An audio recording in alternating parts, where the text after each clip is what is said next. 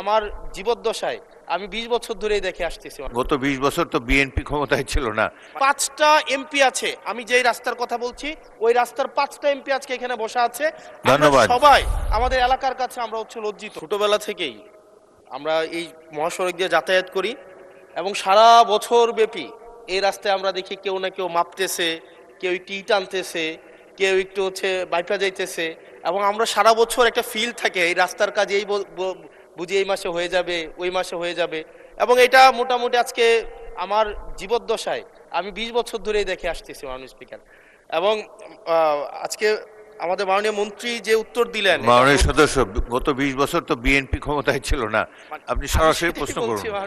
Speaker, তো এখন এমনি কুমিল্লা নিয়ে কিন্তু বিগত সরকারের একটা অ্যালার্জি ছিল, কুমিল্লার শুনলে একটা অ্যালার্জি, এবং এই সংসদেও কুমিল্লাকে কটাক্ষ করা হয়েছে মাল্টিপল টাইমস। এবং কুমিল্লা একটা স্বনির্ভর একটা উপজেলা শুধুমাত্র রেমিটেন্স যোদ্ধাদের কারণে, কারণ আমাদের মাইক্রো ইকোনমিটা ভালো, বিদেশে মানুষ থাকে মধ্যপ্রাচ্যে বিশেষ করে, এবং যেহেতু এখানে লিকুইডিটি ফ্লোটা ভালো, মাইক্রো ইকোনমিটা ভালো।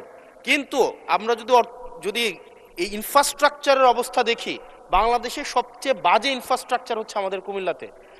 আজকে মাননীয় মন্ত্রী যে উত্তর দিলেন, এই উত্তর আমাকে অনেক বেশি আশাহত করেছে। এটা হচ্ছে, হবে, কবে হবে, কোনো স্পেসিফিক উত্তর মাননীয় মন্ত্রী মহোদয়ের কাছ থেকে আমি পাই নাই।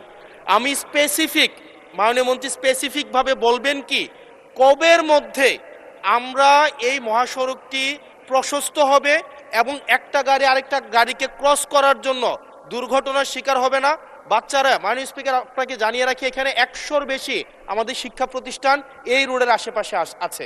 এখন প্রতিনিয়ত যে দুর্ঘটনাগুলো ঘটছে, এটির দায়ভার কে নিবে? আমরা এই অঞ্চলটা, আমার এখানে 5টা এমপি আছে, আমি যেই রাস্তার কথা বলছি ওই রাস্তার 5টা এমপি আজকে এখানে বসা আছে। ধন্যবাদ। সবাই আমাদের এলাকার কাছে আমরা হচ্ছে লজ্জিত। মাননীয় সদস্য, মাননীয় মন্ত্রী। ধন্যবাদ মাননীয় স্পিকার। আমি প্রথমেই উল্লেখ করেছি যে এটি একনেকে পাশ হওয়া একটি প্রকল্প, যার দৈর্ঘ্য 82.68 কিলোমিটার। কিন্তু জিওবি ফান্ড এবং ভারতের যে অর্থায়ন, লাইন অফ ক্রেডিট, সেই ফান্ড প্রত্যাহার হওয়ায় এই প্রকল্পটি এই মুহূর্তে অর্থায়নের নিশ্চয়তা নেই। আমরা জিওবি ফান্ড থেকে করব নাকি অন্য কোনো জায়গায় অর্থের যোগান দিব সেই ব্যাপারে কাজ করছি।